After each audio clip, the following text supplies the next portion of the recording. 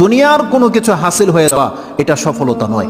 একজন মুমিন মুসলিমের মর্যাদা আল্লাহর কাছে এক পাল্লায় যদি একজন মুমিন মুসলিমকে রাখেন, আরেক পাল্লায় পুরো পৃথিবীকে রাখেন।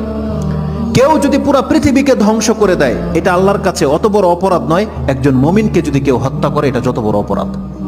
তাহলে একটা মানুষ তাওহীদের উপরে যারা আছে তাদের মান মর্যাদা এত, আল্লাহ বলছেন অতএব তারা যেন দুনিয়ার জন্য নয়, বরং তারা ওই পরকালে জাহান্নাম থেকে মুক্ত হয়ে যাওয়ার সেই রাস্তা যেন তারা অবলম্বন করে। কারণ সেই দিন যাকে জাহান্নাম থেকে শুধু বাঁচানো নয়, দূরে রাখা হবে।